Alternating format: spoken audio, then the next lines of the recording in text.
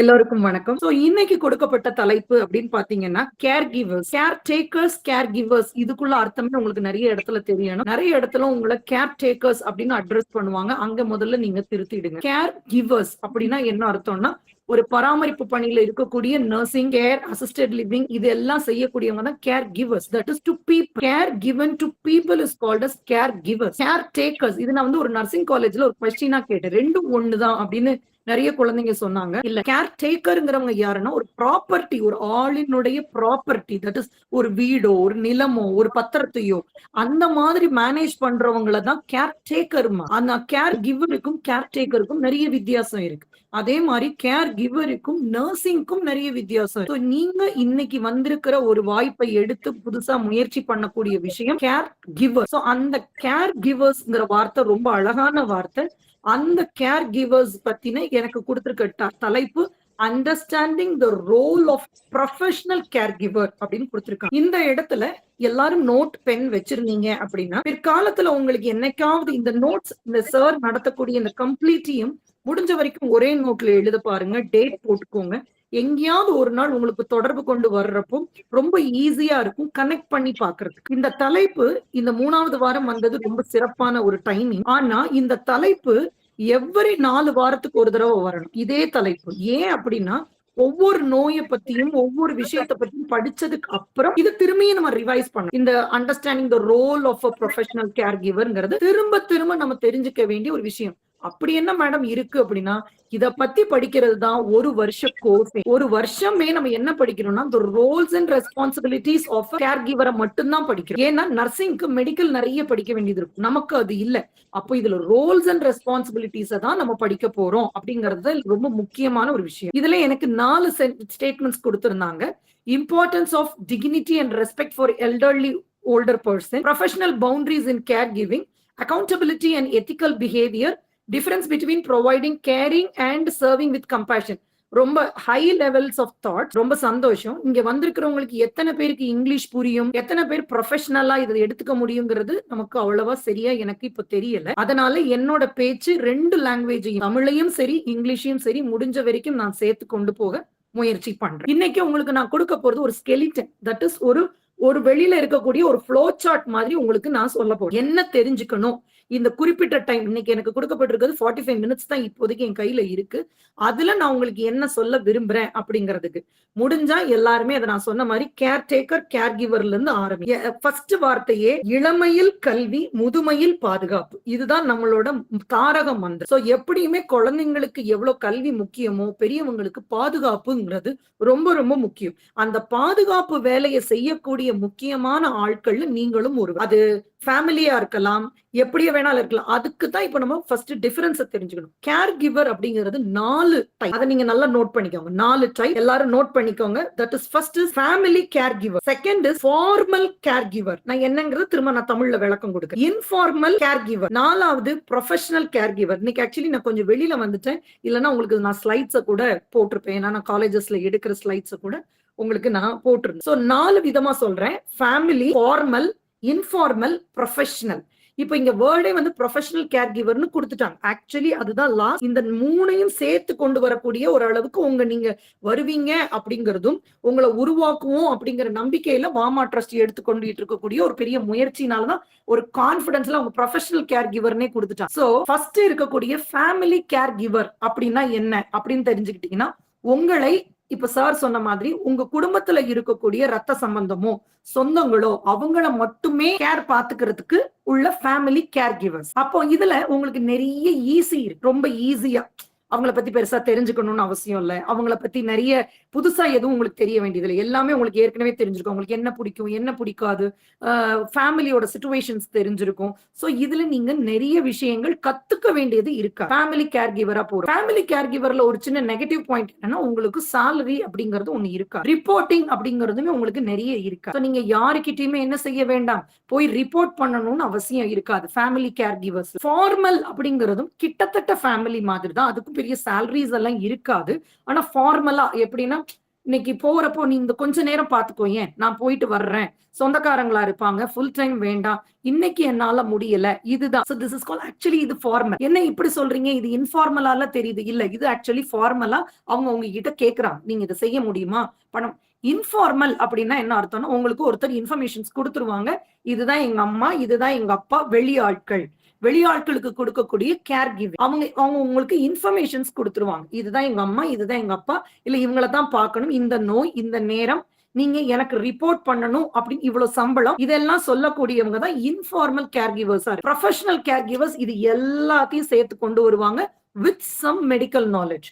அது எல்லா விதமான மெடிக்கல் நாலேஜாவும் இருக்கலாம். ஆயுர்வேதிக் தேவையான நேச்சுரோபதியா இருக்கலாம், அலோபதியில பேசிக்கா இருக்கலாம். சோ ஒரு சின்ன மெடிக்கல், ஏன்னா நம்ம வந்து நர்ஸ் கிடையாது, நர்ஸ்னா போய் அங்க கத்துக்கிட்டு வர்றதுக்கும் இங்க ஒரு பேசிக் மெடிக்கல் நாலேஜோட வரக்கூடியவங்க ப்ரொஃபஷனல் கேர் கிவர்ஸ். சோ இவங்களுக்கு மெடிகேஷன்ஸ் வாசிக்க தெரியணும், கொஞ்சம் நாலேஜ் ஆஃப் இங்கிலீஷ் இருக்கணும், கம்யூனிகேஷன் இருக்கணும், ஏன்னா மாத்திரை மருந்துகளை வாசிக்க தெரியணும். தென் ஓன்லி அவங்க வந்து எங்க போறாங்க அப்படின்னாக்கா ப்ரொஃபஷனல் கேர் கிவர்ஸா மாறப்படுறாங்க. இந்த ப்ரொஃபஷனல் கேர் கிவர்ஸோட ரோல்ஸ் அண்ட் ரெஸ்பான்சிபிலிட்டிஸ் தான் இப்ப நம்ம பார்க்க போறோம்.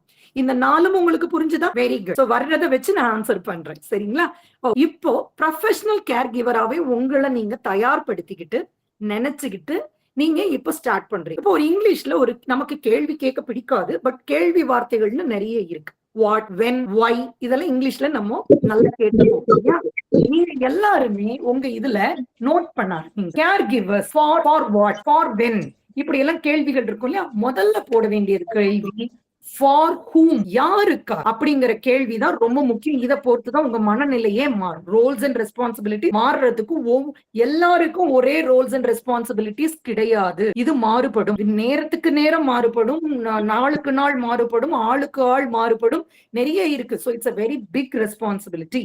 அப்போ முதல்ல தெரிய வேண்டியது for whom, WHOM, for whom, இது யாருக்காக அப்படிங்கிறப்போ அந்த பீப்புள் யாரு. அதுல நான் ஃபர்ஸ்ட் சொன்ன மாதிரி இது ஃபேமிலி பீப்புளா, நான் ஃபேமிலி பீப்புளா, அங்கேயே கொஞ்சம் மாறுபடும். அதுக்கு அடுத்து குழந்தையா, சைல்ட், அவங்களா, இல்ல அடலசன்ஸ், ஒரு 16-17 வயசுல இருக்கிறவங்களுக்கும் தேவைப்படும். என்ன மாதிரி இவங்களுக்கு இல்லாம கேர்டேக்கர் தேவைப்படும், வயசானவங்களுக்கு தானே நினைச்சோம், கிடையாது. when you are a caregiver, நீங்க எல்லாத்தையுமே தெரிஞ்சுக்கணும். ஒரு ஃபிராக்சர் கேஸ் ஆஃப் குழந்தை இருக்குது, ஒரு மென்டலி சேலஞ்சு குழந்தைங்க இருக்கிறாங்க, ஒரு டிசேபிள்டு குழந்தைக்கும் நம்ம பாக்குறதுக்கு வாய்ப்புகள் இருக்கு. சோ நர்சிங்கிறது எல்லாமே தான் கேர் கிவர். சோ குழந்தையா, அடலசன்ஸா, இல்ல அடல்ட், ஒரு டெலிவரிக்கு கூட உங்களை கேர்டேக்கரா, கேர் கிவரா கூப்பிடலாம், உங்களை கூப்பிடலாம். சோ நீங்க அதுவும் தெரிஞ்சு, அப்ப அதுல மேல் ஃபீமேல் அதுவும் தெரிஞ்சிருக்கணும். மேலுக்கு போறதா இருந்தா நான் ஓகேவா, ஃபீமேலுக்கு போறதா இருந்தா நான் ஓகேவா, அதை பத்தியும் தெரிஞ்சிருக்கணும். அதுக்கு அடுத்து எல்டர்லிலேயே கிட்டத்தட்ட வயசானவங்க அப்படின்னா அதுலயும் எப்படியாப்பட்ட வயசானவங்க, ரொம்ப வயசானவங்கன்னு 2 கேட்டகரி. 60ல இருந்து 70 வயசுக்காரங்களும் வயசானவங்க, ஓகே, அவங்களுக்கு நம்ம சொன்னா புரியக்கூடியதா இருக்கலாம். ரொம்ப வயசானவங்க அப்படிங்கிறவங்க அபவ் 75 to 95 வரைக்கும் இருக்கிறவங்க எல்லாம் எல்டர் அவங்களா அப்படிங்கிறது தான் உங்களோட இது இல்லையா? மல்டிபிள் பீப்புள் பார்க்கக்கூடிய ஒரு இடத்துல நான் வேலைக்கு போறேன், ஒரு 4 பேருக்கும் சேர்த்துதான் கேர் கிவர். இல்ல நான் ஒரு ஆர்கனைசேஷன்ல வேலை பார்க்க போறேன், அந்த ஆர்கனைசேஷன்ல 3 பேர் எனக்கு பொறுப்பு, அதுல ஒரு குழந்தை இருக்குது, இல்ல 2 குழந்தை இருக்குது, ஒரு அடல்ட் இருக்காங்க, இல்ல 2 பெரியவங்க ஒரு அடல்ட் இருக்கிறாங்க, எப்படி வேணாலும் இருக்கலாம். நம் வேலை அதை பொறுத்துதான் நம்மளோட ரோல்ஸ் அண்ட் ரெஸ்பான்சிபிலிட்டிஸ் மாறும். ஃபார் ஹூம் எல்லாருக்கும் புரிஞ்சுச்சா? Very good. சோ ஃபார் ஹூம் பொறுத்துதான் மனநிலையே மாத்தி இப்ப டிராவல் பண்றோம். இப்போ நீங்க ஒண்ணையும் நான் சொன்னதெல்லாம் மனசுல ஒரு படமா எடுத்துக்காங்க. குழந்தை, சைல்ட்ஹுட், டீனேஜ்ல இருக்கிறவங்க, ஒரு அடல்ட்ல வந்து male female, elderly, male female, multiple people. So இத்தனை கேட்டகரிஸை எழுதிக்காங்க. இதுதான் ஸ்ட்ரக்சர். அப்படி அடுத்து வரக்கூடியது when, எப்போ. இந்த கேர் கிவரை நம்ம எதுக்காக எப்போ கூப்பிடுறோம், எப்போ அப்படின்னா டைமிங் இல்லையா?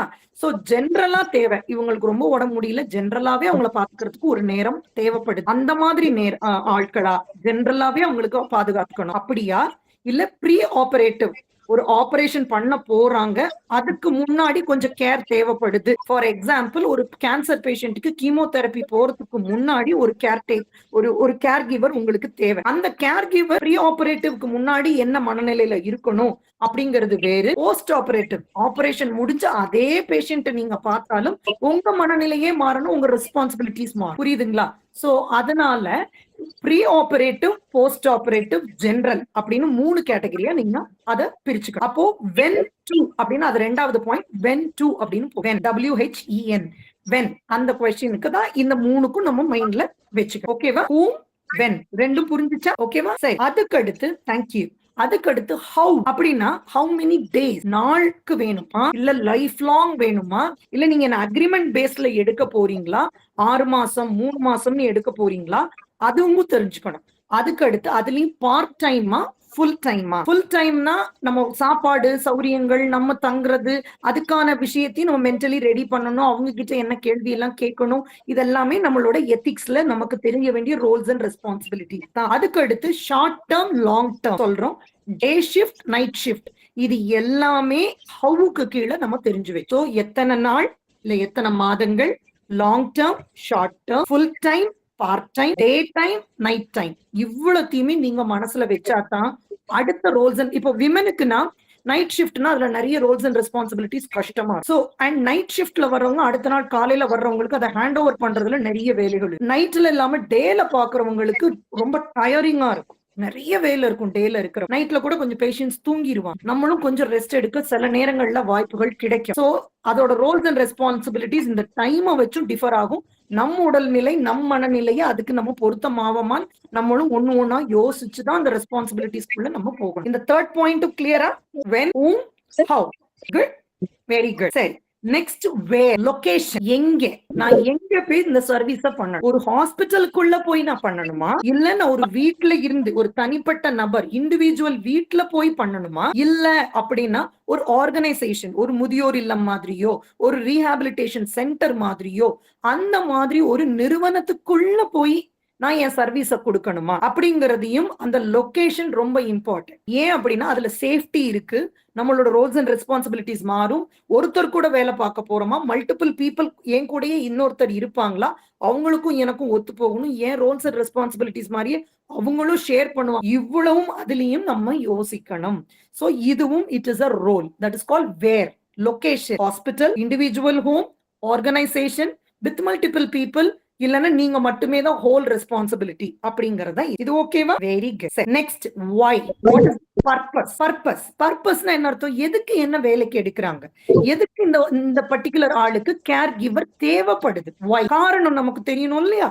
அப்போ ஒண்ணு அந்த நோயினாலயா, ஏதாவது நோய் அதுக்கான ட்ரீட்மெண்ட் அப்படியா? நோய்னா இப்ப பாத்தீங்கன்னா டிமென்ஷியாங்கிறது ஒரு நோய், அல்சீமர்ங்கிறது ஒரு மறதி நோய். அது வந்தவங்களுக்கான கேர் கிவரா நம்மள போடுறாங்களா, அது நோய்பட்டது.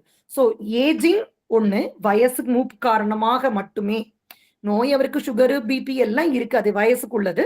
பட் எந்த ஒரு ஸ்பெசிபிக் நோய்க்கும் இல்ல, வயது மூப்பு காரணமாக மட்டுமே அப்படின்னு சொல்றது ஏஜிங். ரெண்டாவது வர்றது தனியா நான் சொன்ன மாதிரி மெடிக்கல், எனக்கு இந்த நோய் இருக்கு அப்படிங்கிறது. நான் அந்த பாயிண்ட்ல சொன்ன மாதிரியே ஒரு ஆபரேஷன் செஞ்சிருக்கேன், அதனால எனக்கு இந்த நோய் இப்போ ஒரு ஷார்ட் டேர்ம் நோய். நான் ஒரு பிராக்சர் ஆயிருச்சு என் காலு, அந்த பேஷண்ட்டுக்கு 3 மாசம் ரீஹாபிலிட்டேட் பண்ணி நடக்கிற வரைக்கும் தேவை, அதுக்கான நோய். அப்படி அதாவது ஒரு நோய் அது மட்டுமா, இல்ல மல்டிபிள் டிசீஸ் அப்படின்னா ஒரு பேஷண்ட்டுக்கு ஸ்ட்ரோக் வந்திருக்கும், ஆனா விழுகிறப்போ பிராக்சர் ஆயிருந்திருக்கும். சோ அவரோட கால் பிராக்சரையும் நீங்க பார்க்கணும், ஸ்ட்ரோக்ல வந்த நரம்புக்குள்ள எல்லா பிரச்சனைகளையுமே நீங்க பார்க்கணும். சோ அந்த அது வந்து கால்ட் மல்டிபிள் டிசீஸ், மல்டிபிள் ஏல்மெண்ட் அப்படின்னு சொல்லுவாங்க. ஏல்மெண்ட்னாலே இந்த வார்த்தையெல்லாம் உங்களுக்கு தெரிய ஆரம்பிக்கும், நோய் அப்படின்னு. இந்த மாதிரி மல்டிபிளா எனக்கு பலதரப்பட்ட விஷயங்கள். இதுலயே பாத்தீங்கன்னா ஒருத்தருக்கு காது கேட்காது, ஆனா அவரை நீங்க கவனிக்க போனது எதுக்காக அப்படின்னாக்கா அவர் ஸ்ட்ரோக் பேஷண்டா இருந்திருப்பார், ஆனா அவருக்கு காது கேட்காது. அது ஏஜிங்னாலயா இருக்கலாம்,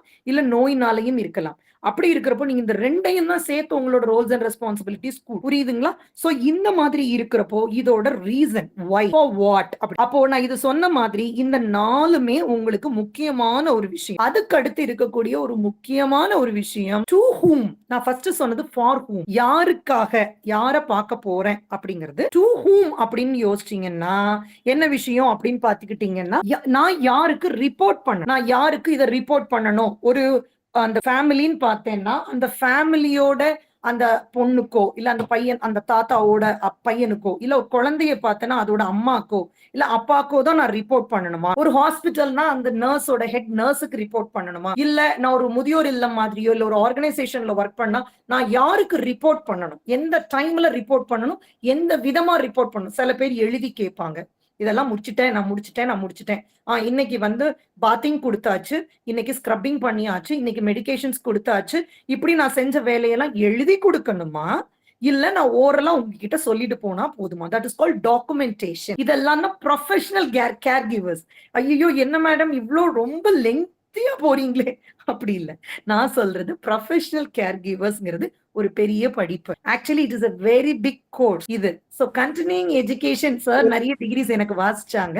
அதுல சிஇஜிஎம்ங்கிறது continuing education in geriatric medicine. இது 2 வருட கோர்ஸ். வெறும் இதுக்கும் நான் டாக்டர், ஆனா எனக்கும் அது 2 வருட கோர்ஸ். வெறும் பெரியவங்களை எப்படி பாத்துக்கணுங்கிறதுக்கு மட்டுமே. அமெரிக்கால இது சர்டிஃபைடு கோர்ஸ். அப்படிங்கிறப்போ இது மாதிரி தான் இந்த கேர் கிவர்ஸ். நான் பெரியவங்களை மட்டும் இப்போ நீங்க சித்தர்கள் கோட்டம் அப்படிங்கிற அகாடமிக் அண்ட் ரிசர்ச் இன்ஸ்டிடியூட்டுக்கும் என்னோட வாழ்த்துக்கள். அண்ட் சோ இப்போ coming to the question to whom அப்படிங்கிறது நம்ம ரொம்ப கிளியரா இருந்துக்கணும். ஏன்னா சில இடங்கள்ல இந்த டாக்குமெண்டேஷன் தான் ரொம்ப முக்கியமான ஒரு விஷயம். ரிட்டர்ன் டாக்குமெண்டேஷன் உங்களுக்கும் சரி அவங்களுக்கும் சரி நிறைய நேரங்கள்ல கிளாரிட்டி கொடுக்கக்கூடியது இந்த ரிட்டர்ன் டாக்குமெண்டேஷன். சோ இதுல நீங்க டெய்லி கையெழுத்து வாங்கணுமா, இல்ல ஜஸ்ட் ஓரலா சொன்னா போதுமா, இல்ல வாட்ஸ்அப்ல டெய்லி மெசேஜ் போட்டா போதுமா, அது மாதிரி. இதெல்லாம் யாருக்கு ரொம்ப தேவைப்படும் பாத்தீங்கன்னா, திரும்ப going back to part time பீப்புளுக்கு தான் ரொம்ப தேவைப்படும். டெய்லி உள்ளேயே ஃபுல் டைமா பாக்குறதா இருந்தா நீங்க தான் டே ஷிஃப்ட், நீங்க தான் நைட் ஷிஃப்ட், யாருக்கும் வந்தா சொன்னா போதும், ரைட்டிங்ல தேவை.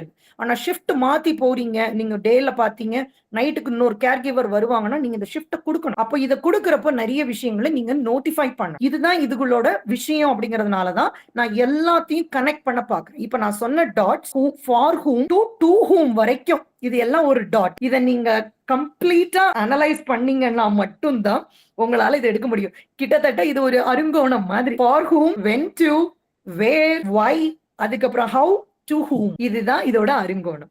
இந்த இது புரிஞ்சிச்சு அப்படின்னா இந்த ஸ்ட்ரக்சருக்குள்ளதான் உங்களோட ரோல்ஸ் அண்ட் ரெஸ்பான்சிபிலிட்டிஸ் நம்ம வளர்த்துக்க போறோம். ஓகேவா? தேங்க்யூ. சோ இப்போ நான் வந்தாச்சு. இப்போ நான் இதெல்லாம் சொல்லிட்டேன். இதுலயே நிறைய விஷயங்கள் இருக்கு. இதுல ஏல்மெண்ட் அப்படின்னு ஒரு டாபிக் எடுத்தாலே ஒவ்வொரு ஏல்மெண்ட்டுக்கும் ரோல்ஸ் அண்ட் ரெஸ்பான்சிபிலிட்டிஸ் மாறுபடும். அப்படிங்கிறப்போ நான் சொன்ன மாதிரி இது 3rd வீக்ல உங்களுக்கு ஜெனரல் ரோல்ஸ் அண்ட் ரெஸ்பான்சிபிலிட்டிஸ மட்டும்தான் இன்னைக்கு நான் உங்களுக்கு பகிர போறேன். ஆனா ஒரு பர்டிகுலரா ஃபால் பத்தி ஒருத்தர் விழுந்துட்டாரு, பிராக்சர் ஆனா அப்படி இது நான் சொல்றப்போ, நான் மேடம் சார் கிட்ட ஃபர்ஸ்ட் பேசினப்போ நான் சொன்ன மாதிரி முந்தானே ஒரு 4 days பிஃபோர் நான் வந்து ஒரு எஃப்எம் இசை முரசு அப்படிங்கிற ஒரு எஃப்எம்ல நான் வந்து ஒரு இன்டர்வியூ கொடுத்திருக்கிறேன். எல்டர்லி ஃபால் பிரிவென்ஷன் பத்தி. பெரியவங்க விழுந்தால் என்ன செய்யணும், விழுகாம தடுக்கிறதுக்கு என்னெல்லாம் முயற்சி பண்ணலாம், விழுந்தா அவங்களோட கேர் கிவர்ஸ் என்னெல்லாம் பார்க்கலாம் அப்படிங்கறத ஒரு 30 minutes இன்டர்வியூ ஸ்பீச் கொடுத்திருக்கேன். நான் முடிஞ்சா அந்த லிங்க் வந்து சார் உங்களுக்கு யூடியூப் லிங்க் அப்லோட் பண்ண சொல்றேன். நீங்க எல்லாரும் போய் அந்த ஆடியோ கேட்டு பாருங்க. அதுல உங்களுக்கு நிறைய இன்புட்ஸ் கிடைக்கலாம். ஓ இங்கெல்லாம் கூட ஃபால் நடந்திருக்கா, இதெல்லாம் கூட காரணமா இருக்கும் அப்படிங்கறத நீங்க தெரிஞ்சுக்கலாம். காரணம் தெரிஞ்சீங்கன்னா அதை ரெக்டிஃபை பண்றது உங்களுக்கு ரொம்ப ஈஸியா. ஏன்னா உங்களோட மொபிலிட்டிங்கிறது உங்களோட பெரிய வேலை, உங்களோட பெரிய ரெஸ்பான்சிபிலிட்டி அந்த மொபிலிட்டிங்கிறது. அந்த பேஷண்ட் மொபிலிட்டி வந்து ரொம்ப ரொம்ப இம்பார்ட்டன்ட். அதுக்கு இது உங்களுக்கு ரொம்ப யூஸ்ஃபுல்லா இருக்கும். ஐ request Muthu sir to give that link. உங்க எல்லாருக்கும் அந்த லிங்கை ஷேர் பண்ணும்படியா நான் மேடமுக்கும் சொல்றேன், சாருக்கும் அதை கொடுக்குறேன். ஸோ இஃப் பாசிபிள் அதை ப்ளீஸ் செஞ்சு கொடுங்க எல்லாருக்கும். அந்த லிங்கை ஷேர் பண்ண பாரு, சரிங்களா? That will be done. நான் சார் கிட்ட கேட்டுட்டு நான் அதை செய்ய. சரி, அப்போ நெக்ஸ்ட் நம்ம ரோல்ஸ், நான் இப்ப பேச போறது general roles and responsibilities of a caregiver. இப்ப நான் ப்ரொஃபஷனல் கூட சொல்ல மாட்டேன், ஏன்னா அது பெரிய வார்த்தை. இன்னும் கொஞ்சமே நம்ம ட்ரெயின் ஆகணும். 3 வாரத்துல அந்த வேர்டை எடுக்கிறது ரொம்ப கஷ்டம். சோ நான் உங்களுக்கு கொடுக்க போறது roles and responsibilities, a general talk. அப்போ அப்படிங்கறதுல நீங்க என்னென்ன வார்த்தைகள் எல்லாம் தெரிஞ்சுக்கணும் அப்படின்னாக்கா, முடிஞ்ச வரைக்கும் ஈஸியா தெரிஞ்சுக்கணும் அப்படின்னா ஒரு 4 எம் தெரிஞ்சுக்கலாம். M M M for mango, M for medicine, அதெல்லாம் இருக்கும் இல்லையா? எம். அந்த 4 எம் உங்களுக்கு ரொம்ப ரொம்ப ரொம்ப இம்பார்ட்டன்ட். அந்த எம் என்ன அப்படின்னு பாத்தீங்கன்னா, ஃபர்ஸ்ட் இருக்கிறது medical assistance, M. Okay, medical assistance. அதுக்கடுத்து மொபிலிட்டி, அதுக்கடுத்து இருக்கிறது மைண்ட்ஃபுல்னஸ் எப்படி அப்படிங்கிறது. அதுக்கு அடுத்து இருக்கக்கூடியதுதான் நெக்ஸ்ட் வரக்கூடியதுதான் உங்களோட என்ன சொல்றது மோஸ்ட் இம்பார்ட்டன்ட் கேர். அதாவது மோஸ்ட் கேர்னு சொல்லக்கூடிய பர்சனல் கேரா இருக்கலாம், இல்ல அவங்களோட ஹைஜீன் கேரா இருக்கலாம், இல்ல நியூட்ரிஷன் கேரா இருக்கலாம். சோ இது எல்லாமே முக்கியமான ஒரு கேர். இதுக்கும் பெரிய வகுப்பு. இந்த ஒண்ணுமே பெரிய வகுப்பு. பர்சனல் கேர்னு எடுத்தீங்கன்னா எந்த பேஷண்ட்ஸுக்கு, எந்த வயசுக்கு, எந்த நோய்க்கு எவ்வளவு நேரம் உட்கார வச்சு அவங்கள பர்சனல் கேர் கொடுக்கலாம். ஒரு ஓரல் கேன்சர் பேஷண்ட்ஸா இருந்தா அவங்களுக்கு எவ்வளவு கொடுக்கலாம். ஜென்ரலா ஓரல் கேன்சர் வேண்டாம், வாய் கேன்சர் குள்ளது இல்லாம வயிறுல கேன்சர் பேஷண்டா இருக்காங்க, அவங்களுக்கு முடியல, அவங்களால சாப்பிட முடியல, வெறும் டியூப்லயும் இல்ல தண்ணியில போகுதுன்னா அவங்களுக்கு வாயில இருக்கக்கூடிய பர்சனல் ஓரல் ஹைஜீனே ரொம்ப பெரிய அவங்களை எப்படி பிரஷ் பண்ண வைக்கணும், அவங்க அதை முழுங்கலாமா முழுங்க கூடாதா, துப்புறதுக்கு நம்ம எப்படி மக்கு வைக்கணும், என்னென்ன கேர்ஸ் எப்படி கொடுக்கணும் அப்படிங்கறதும், அதுக்கு அடுத்து பர்சனல் கேர் எங்க இருந்து காலையில எந்திரிச்ச பிரஷிங்ல இருந்து நைட்டு படுக்கக்கூடிய பெட் கவர் மாத்திர வரைக்கும் இருக்கக்கூடியது எல்லாமே கம்ப்ளீட் பர்சனல் கேர் அவங்கள பாத்துக்க கூடிய பெட் மடிக்கிறதுல இருக்கலாம், இல்ல அவங்களுக்கு சாப்பாடு ஊட்டுறப்ப எந்த ஸ்பூன் வச்சுக்கணும்னு தெரியறது, அவங்க சில நேரம் ஆடிக்கிட்டே இருப்பாங்க, அவங்களுக்கு எப்படி கேர் பண்ணணுங்கிறது தெரியணும், எங்கே உட்கார்ந்து ஊட்டணும்னு தெரியணும், இல்ல அவங்களே சாப்பிட்டுப்பாங்கன்னா அவங்களை எப்படி நம்ம மோட்டிவேட் பண்ணி சாப்பிட வைக்கணும்னு தெரியணும். So the caregivers that's a highly responsible. நீங்க ஒரு பெண்ணோட, ஒரு ஆணோட, ஒரு குழந்தையோட, ஒரு மகனோட, மகளோட, ஒரு ஹஸ்பண்டோட, ஒரு ஒய்ஃபோட, ஒரு அம்மாவோட, எல்லா அப்பாவோட எல்லா அரவணைப்பையும் சேர்த்து பார்க்கக்கூடியவங்க தான் திஸ் கேர். உங்களுக்கு நீங்களே ஒரு பெரிய பாராட்டுகளை ஒரு கிளாப் பண்ணிக்கலாம். ஓகே, நீங்களே உங்களை பாராட்டிக்கோங்க. Oh, I am very good care கிவரா மாறிட்டு இருக்கிறேன் அப்படின்னு நீங்களே உங்களை சமாதானம் அப்படி படுத்தினா மட்டும்தான் இந்த ப்ரொஃபஷனுக்குள்ள வர முடியும். நான் பல் டாக்டராப்போ நான் அப்படிதான் நினைச்சிட்டேன், நல்ல டாக்டரா வருவோம், நான் நல்லா பண்ணுவேன், எனக்குன்னு ஒரு கடவுள் ஒரு வாய்ப்பு கொடுத்திருக்காருன்னு நானே நான் சொல்லிக்கிறேன். தேங்க்யூ. இதுதான் நம்மள மோட்டிவேட் பண்ணக்கூடிய ஒரு விஷயமா இருக்கு. சரிங்களா? சோ வெரி குட் ஹார்ட் எல்லாம் வருது. Very happy, so sweet, thank you so much. நல்ல ரெஸ்பான்ஸ். சோ இப்போ பர்சனல் கேருங்கிறது இவ்வளவு நெயில்ஸ் கட் பண்றதுல இருந்து நிறைய பேருக்கு நெயில்ஸ் கட் பண்றதே ரொம்ப பெரிய டெக்னிக். சின்னதா அந்த நகம் வந்து கீறிட்டுனா கூட நம்ம தாங்கிக்குவோம், அவங்க தாங்க மாட்டாங்க. கால் நகத்தை எப்ப வெட்டணும், இந்த விரல் நகங்களை இதுல இருக்கக்கூடியதை எப்ப வெட்டணும், அது அழுக்க எப்ப எடுக்கணும், காதுக்கு பட்ஸ் போடலாமா போடக்கூடாதா, எவ்ரிதிங் நீங்க தான் டிசைட் பண்ண போறீங்க. ஆபரேஷன் பண்ணி டாக்டர் நம்மகிட்ட கொடுத்துட்டாரு, நம்ம தான் ஒண்ணையும் நம்ம பார்த்து செய்யும். சோ தூங்கி இருந்துச்சா சில நேரங்கள்ல பூளைகள் இருக்கும், அதை நம்ம கிளியர் பண்றதுல இருந்து, ஏன்னா இதெல்லாம் ஒரு சின்ன வேலை. Yes, of course it is a small work, but it is a very important work. It is a relevant work. எது relevant, எது important, எல்லாமே வார்த்தைகள், பொருத்தமான வார்த்தைகள். இதை நினைச்சா நம்பர் படி பார்த்தா ஒரு 100 வேலையா இருக்கும், ஆனா யோசிச்சா சின்னதா முடியும். இதுல மென் அண்ட் விமென் ரெண்டு பேருக்குமே இதுல அதிகமான பொறுப்பு, ஏர்னிங் வைஸ்லயுமே அதிகமான இன்கம் வரக்கூடிய, இனிமே வரக்கூடிய ஒரு ஏஐனால, ஒரு கம்ப்யூட்டர்னால செய்ய முடியாத ஒரு விஷயம். அட்லீஸ்ட் இந்தியாவுக்கு இன்னொரு 20-25 வருஷமாவது ஆகும் ஒரு ஆள் ஒரு ரோபோட் வாங்குற அளவுக்குங்கிறதுல இந்த caregivers are going to play a very major role. So இதை ஏஐ ரீப்ளேஸ் பண்ணவே முடியாது. நீங்க அதனால தைரியமா கெத்தா இந்த ப்ரொஃபஷனை எடுங்க, யாரும் எதுவும் செய்ய முடியும். ஏன்னா நான் பாக்குறேன், எங்க சார் ஐடி பர்சன் கம்ப்யூட்டர்ல இருக்கிறாரு, இன்னும் 4 வருஷம் கழிச்சு வேலையை எடுத்துடலாம், 10 வருஷத்துல வேலை போயிடலாம். ஆனா இந்த கேர் கிவர்ஸுக்கு நம்ம இந்தியாவை பொறுத்த வரைக்கும் வரலாம், ஜப்பான் அமெரிக்கால எல்லாம் நிறைய ரோபோட்ஸ் வந்துச்சுன்னு சொல்லலாம். நம்ம இந்தியா, நம்ம எக்கனாமிக்கு அண்ட் நம்மளோட இந்த முகம் பார்த்து சிரிச்சு ஒரு டச் அண்ட் ஃபீல் கொடுக்கறதுல இருக்கக்கூடிய அந்த மாதிரி ஒரு நாட்டுல உங்களை ரீப்ளேஸ் பண்ண இன்னொரு ஏஐ ரோபோ வராது. நீங்க தான் உங்களுக்கு ராஜா. Be very happy on that note. சரிங்களா? It's a very good profession. யார் என்ன சொன்னாலும் you don't take it into mind. எல்லாமே இங்கதான் இருக்கு. So it's all up to us. எது முடியும் எது முடியாதுங்கிற டெசிஷன் உங்க, but you have to take up your call. And எது கண்ட்ரோல்ல இருக்கோ அதை மட்டும்தான் நம்ம கண்ட்ரோல் எடுக்க முடியுங்கிற வார்த்தையை நான் அடிக்கடி எனக்கு நானே சொல்லிக்குவேன். அதுதான் உங்களுக்கும் சொல்ல. எது நம்ம கண்ட்ரோல்ல இருக்கோ அதை மட்டும்தான் உங்களால மாத்தவோ யோசிக்கவோ முடியும். அன்கண்ட்ரோல்டு திங்ஸ் நம்ம கையில இல்லைன்னா நம்ம அதை போட்டு ரொம்ப யோசிக்க கூட. Let it be on the flow, அப்படி விட்டு. சரிங்களா? அப்ப பர்சனல் கேரே நான் சொன்ன மாதிரி ஒரு கண்ணு, மூக்கு, தலை பொடுகு வந்துடும். இஃப் யூ சி, ரொம்ப நாள் பெட்ரிடனா இருந்தவங்களுக்கு பொடுகு வந்துடும், அவங்களுக்கு ஹேர் வாஷே பண்ண முடியாது. சோ இதுல இருந்து, தலையில இருந்து கால் வரைக்கும் வரக்கூடிய ஒரு பர்சனல் கேர், அதுல வந்து ரொம்ப ஹைஜீன் சம்பந்தப்பட்டதா இருக்கலாம், டைமிங் சம்பந்தப்பட்டதா இருக்கலாம், எல்லாமே ரொம்ப ரொம்ப ரொம்ப இம்பார்ட்டன்ட். சரிங்களா? அதுல ஒரு கையில பிராக்சர் ஆயிருக்கு, அது கை தானே, எல்லாருக்கும் தொடச்ச மாதிரி அந்த ஆளை தொடக்க முடியாது. ஒரு கை பிராக்சர் ஆகி ஒரு ஹிப் பிராக்சர் ஆன ஆளுக்கும் ஹிப் பிராக்சர் இல்லாத ஆளுக்கும் அந்த இடத்தை தொடக்கிறதுலயே வித்தியாசம் இருக்கு. எதை எப்படி நகர்த்தணும், எந்த காலை நகர்த்தலாமா வேண்டாமா. So it's a very big class. அதை நம்ம பொறுமையா எடுத்து ஒண்ணா செய்யணும். அதுக்கு அடுத்து வரக்கூடியது அப்படின்னு பாத்தீங்கன்னா, எனக்கு கொடுத்திருக்க டைம்னால நான் உங்களுக்கு ஒரு ஸ்கெலிட்டன் தான் கொடுத்துட்டு போறேன். ப்ராபபிலி இதை பிடிச்சு இன்னும் நிறைய ஸ்பீக்கர்ஸ் உங்ககிட்ட வாரம் பேசுவாங்களா இருக்கும். பட் நான் இன்னைக்கு எனக்கு கொடுத்த தலைப்புக்காக நான் இதை உங்ககிட்ட பேசுறேன். சரிங்களா? அடுத்து இருக்கக்கூடியது மெடிக்கல். ஒரு மெடிக்கல் அப்படிங்கிறப்போ மேம் அது ஒரு பெரிய கடல். மெடிக்கல்ங்கிறது ஒரு பெரிய கடல். அதுக்கு தான் இன்னும் பாருங்க எம்பிபிஎஸ், பிடிஎஸ், நேச்சுரோபதி, அதுவே டிவிஷன்ஸ் ஜாஸ்தி. அதுல சூப்பர் ஸ்பெஷாலிட்டி, நியூரோ தனியா, ஆர்த்தோ தனியா, கார்டியாக் தனியா, எல்லாம் தனித்தனி. சோ அதுவுமே ஒரே நாள்ல வரக்கூடியது அல்ல. பட் பேசிக்கா ஒரு சில கேட்டகரிஸ் இருக்கு. எல்லா கேட்டகரிக்கும் கேர் கிவர்ஸ் தேவையில்லை. அதை பிரிக்கலாம். நம்மளால பிரிச்சு ஆர்த்தோல ஒரு 3 கேட்டகரி, ஒரு நர்வ்ல நியூரோல ஒரு 3 கேட்டகரி, இப்படின்னு நம்ம பிரிச்சு என்ன செய்யலாம், முடிஞ்ச வரைக்கும் அதையும் ஒரு ஸ்கெலிட்டன் போட்டு அதுக்கு தகுந்த மாதிரி care give. For example, stroke வந்த பேஷண்ட்ஸ் ஃபுல்லா படுத்திருப்பாங்க, ஃபுல் பெட் ரிடன், அவங்களுக்கு பேன் வைக்கிறதே வேற மாதிரி வைக்கணும். ஆனா இது பார்ட் ஸ்ட்ரோக், நடக்கலாம் முடியும். ஆனா ஒருத்தரை தூக்கி நம்ம அவங்களுக்கு ஹெல்ப்புக்கு நம்ம காலோ கையோ புடிச்சு நகர்த்தினா மட்டும் போதும். அப்படி இருக்கிறவங்களுக்கு சின்ன கேர் கிவர் போதும். அதுக்கு இவ்வளவுதான் கொடுக்கணும்னு இருக்கு. சோ எதுக்கு எப்போ அப்படிங்கறதும் நமக்கு தெரிஞ்சிருக்கணும். பிராக்சர் கேசஸ் அப்படின்னா அவங்களுக்கும் என்ன மாதிரியான பிளேட்டிங் வச்சிருக்காங்க, அவங்க பாடி அதுக்கு எப்படி ரெஸ்பாண்ட் பண்ணுது அப்படிங்கறத தெரிஞ்சுக்கிட்டு நம்ம கொடுக்கற ஒரு மெடிக்கல். சோ நான் சொன்ன மாதிரி ஆர்த்தோக்கு தனி, இப்ப கார்டியாக் பேஷண்ட்னா நான் அடுத்து பேசக்கூடிய நியூட்ரிஷன் பத்தி பேசக்கூடியதுல இந்த ஆளுக்கு உப்பு போட்டு கொடுக்கலாமா, சாப்பாடு உப்பு இல்லாம கொடுக்கலாமா, தண்ணி நிறைய கொடுக்கலாமா, தண்ணி நிறைய கொடுக்க கூடாதா, யூரின் அவுட்புட் பார்க்கணுமா, யூரின் அவுட்புட் பார்க்க வேண்டாமா, இவ்வளவும் நோய் ஒண்ணுக்கும் சம்பந்தப்பட்டதே. புரியுதுங்களா? கிட்னி இஷ்யூ இருக்கிறவங்களுக்கு தண்ணிகள் எவ்வளவு கொடுக்கணும் அப்படிங்கிறது அடுத்த டாபிக்கா வரும். சோ நோய் அப்படிங்கிறதுக்கும் உங்க ரோல்ஸ் அண்ட் ரெஸ்பான்சிபிலிட்டிஸ் மாறுபடும்.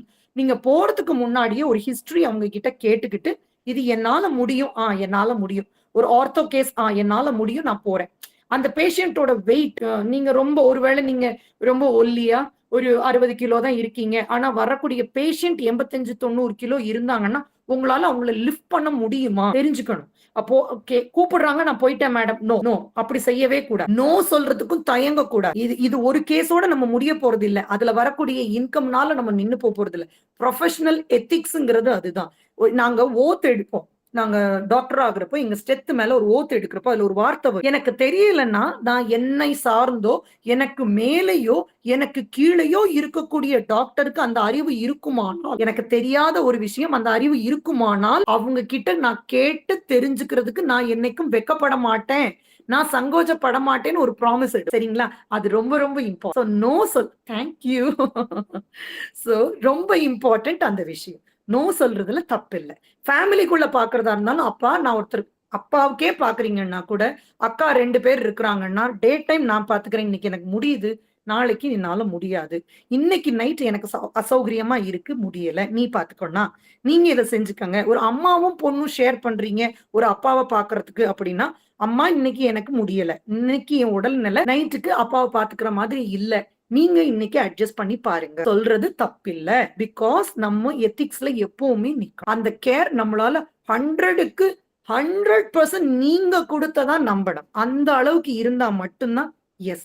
ஏன்னா இதுல எல்லாரும் இதோட எத்திக்ஸையே பேசுறாங்க, இவங்களோட கஷ்டத்தை பேசவே மாட்டாங்க. They also go physically tired இல்லையா?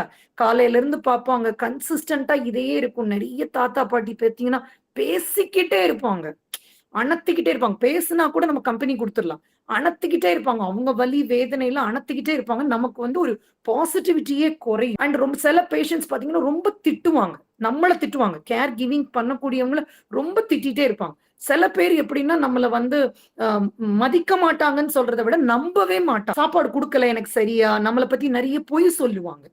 சோ நீங்க இவ்வளத்தையும் நீங்க ஹேண்டில் பண்றப்போ நீங்க காமா இருந்தா மட்டும்தான் அது நடக்கும். அதுக்கான சில மெடிடேஷன்ஸோ யோகாவோ அடுத்த வரக்கூடிய சித்தா, ஆயுர்வேதிக், அலோபதிஸ் குரூப்ல இருந்து இன்னும் மாறுபட்டு வேற குரூப்ஸ் யாராவது இதை சொல்லி கொடுத்தாங்கன்னா கட்டாயம் கத்துக்க. ஒரு நிலைப்படுத்துறது ரொம்ப முக்கியம். Take your breadth. எப்பவுமே ஒரு மாதிரி ஆகுதுன்னா காம் டவுன் பண்ணி ஒரு பிரெத் எடுத்துட்டு நெக்ஸ்ட் ஆக்டிவிட்டிஸை நம்ம பார்க்க. So that is very important. சரிங்களா?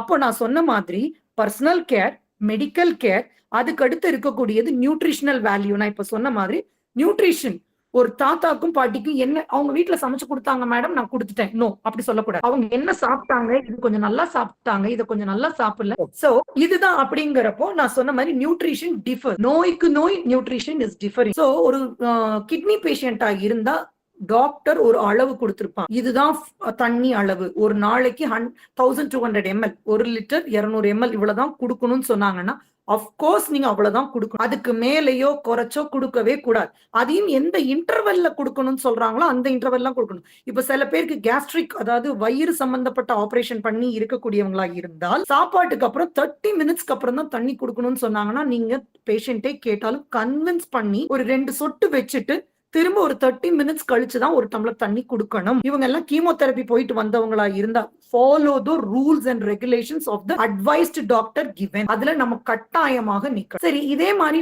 நிறைய இடத்துல இருந்து நமக்கு எங்க இருந்து வரும் கேள்விகள், பேஷண்ட்ஸோட அவங்களோட கேர், அதாவது ஃபேமிலி ரிலேஷன். எங்க அப்பாவுக்கு 3 இட்லி கொடுங்க போதும் அப்படின்னு யாரோ சொன்னாலோ, இல்ல எங்க அம்மாக்கு இவ்வளவு போதும் அப்படின்னு சொன்னாலோ, இல்ல எங்க அத்தைக்கு போதும்னு சொன்னாலோ, you never take in to that.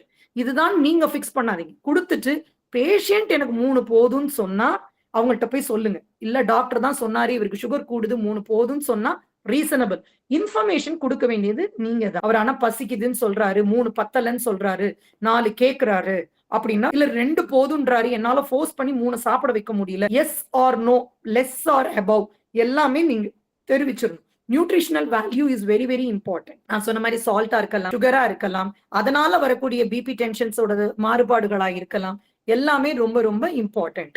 அதுக்கு அடுத்து இருக்கக்கூடியது மொபிலிட்டி. எப்படி நீங்க இந்த பேஷண்ட்டை மொபிலிட்டிக்கு கொண்டு வர நடத்த போறீங்களா, இல்ல இருக்கிற பேஷண்ட்டை கட்டில்ல இருந்து திருப்புறதும் மொபிலிட்டி தான். ஓகே, மொபிலிட்டி அப்படின்னா நடக்கிறதுங்கிறது மட்டும் இல்ல, ஒரு கட்டில்ல படுத்தே இருக்கக்கூடிய பேஷண்ட்டை திருப்பி போட்டு அவங்கள பெட் பாத் பண்ணவோ, இல்ல பேன் வச்சு அவங்களோட மோஷன் போனதுக்கு அப்புறம் அவங்கள வைப் பண்ணி எடுக்கிறதுமே மொபிலிட்டி தான். அந்த மொபிலிட்டியை எங்க எப்படி பண்ணணும்னு உங்களுக்கு தெரியணும். இப்ப லெஃப்ட் கால்ல பிராக்சர் ஆயிருக்கு, அவருக்கு மோஷன் எடுத்துட்டீங்க, இல்ல மோஷன் கிளியர் பண்றீங்க, இல்ல அவரை திருப்பி போடணும், பெட் சோர் வராம இருக்கிறதுக்காக திருப்பி போடணும்னு நினைச்சா நீங்க டோட்டலா லெஃப்ட்ல அவரை திருப்பி அந்த பிராக்சர் ஆன கால்ல பிரஷர் நிறைய விடும். சோ எப்படி திருப்பணும், எந்த இடத்துல இருந்தா கட்டில்ல உங்களுக்கு படுக்கிறதுக்கு வசமா இருக்கு, உங்களுக்கு எது கம்ஃபர்டபிளா இருக்கு. நீங்க எந்த சைடுல நின்னு பார்த்தாலும் பேஷண்ட்ஸ் சில வீடுகள்ல எல்லாம் பாத்தீங்கன்னா கம்ஃபர்டபிளே இல்லாம இந்த கேர் கிவருக்கு கொடுத்துடுவாங்க.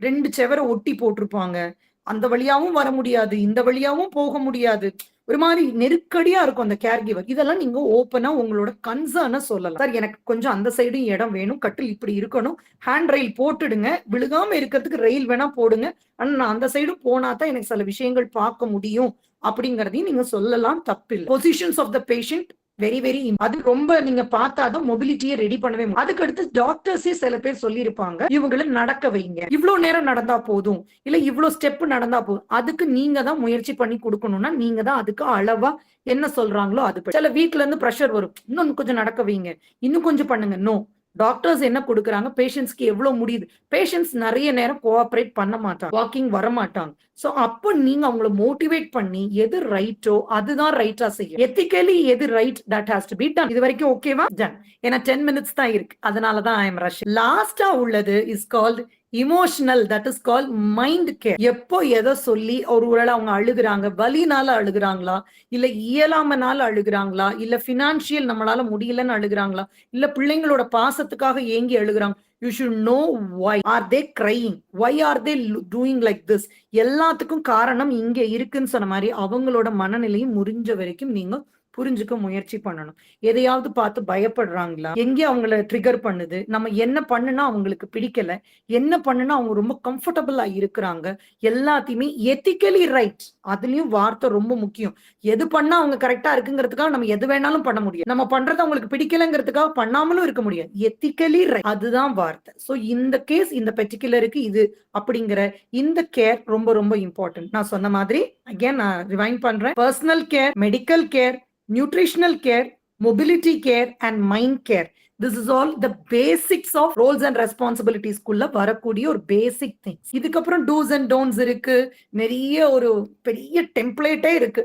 அதெல்லாம் நம்ம கட்டாயமா பண்ணலாம். சோ நான் திரும்பி ரீகேப் பண்ணிக்கிறேன். கேர் கிவர்ஸ் ஃபார் ஹூம் யாருக்காக, வென் டு எப்போ வேணும், ஹவு எத்தனை நாள் எத்தனை நேரம் எவ்வளவு நேரம்ங்கிறதுக்கான வாய்ப்புகள், அதுக்கு அடுத்து வேர் லொகேஷன், ஹாஸ்பிட்டலா வீடா ஆர்கனைசேஷனாங்கிறது, வை ஃபார் த பர்பஸ் ஆஃப் அவங்களுக்கு இயலாமனாலயா, ஆள் இல்லாததுனாலயா, இல்ல வீட்டுல தனிமைங்கிறதுனாலயா, இல்ல நோயினாலயா, என்ன ரீசன் டிசேபிள்டு அப்படிங்கறதுனாலயாங்கிறது, அண்ட் ரிப்போர்ட்டிங் டு ஹூம் அதுவும் ரொம்ப ரொம்ப முக்கியம். யார்கிட்ட ரிப்போர்ட் பண்ணணும், எந்த வகையில ரிப்போர்ட் பண்ணணும், பை வாட் ரிப்போர்ட்ஸ், அதுவும் நமக்கு தெரிஞ்சிருக்கணும். சோ இந்த 4 பேர் இந்த விஷயங்கள் 6ம் சரி, இது நான் சொன்ன மாதிரி family caregiver, formal caregiver, informal caregiver or professional caregiver எல்லாருக்குமே இது.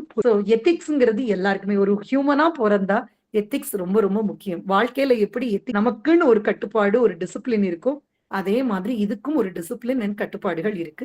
You should try to follow that. ஒரு சின்ன டவுட் மேடம். சொல்லுங்க. அந்த 4M சொன்னீங்க இல்லையா? மெடிக்கல் ஒண்ணு, மொபிலிட்டி ஒண்ணு, மைண்ட்ஃபுல்னஸ் ஒண்ணு, 4th வந்து என்ன மேடம் அது? Most care. Most MOST most care. Okay madam. அது வந்து என்னன்னா எல்லாத்தோட கேரையுமே நான் கொண்டு வரேன். நாட் ஓன்லி பர்சனல், ஒரு ப்ரொஃபஷனல் கேர் இருக்கு. அதனால I put it as most care. இது ஏதோ ஒரு மேம் இது வந்து எங்கேயும் புக்ல இல்ல, நாங்க உங்களுக்கு புரிய வைக்கிறதுக்காக ஈஸி பண்ணிக்கிறோம். Okay ma'am. குழந்தைக்கு சொல்லி கொடுக்கறப்போ விப்ஜிஆர்னு ஒண்ணு சொன்னோம். அதை வச்சுதான் இன்னைக்கு வரைக்கும் எனக்கு ரெயின்போ கலர்ஸ் சொல்லணும்னா எனக்கு அப்படித்தான் வரும். வயலட், இண்டிகோ, ஆரஞ்சு, அப்படி எங்கேயோ ஒரு இடத்துல நமக்கு திணிச்சுட்டாங்க. அது மாதிரி உங்களுக்கு நீங்கள நிக்கிறதுக்காக நான் இதை சொல்றேன். Okay madam. தேங்க்யூ. வாழ்க வளமுடன். ஈஸியா புரியணும் இல்லையா? Thank you madam. Thank you so much.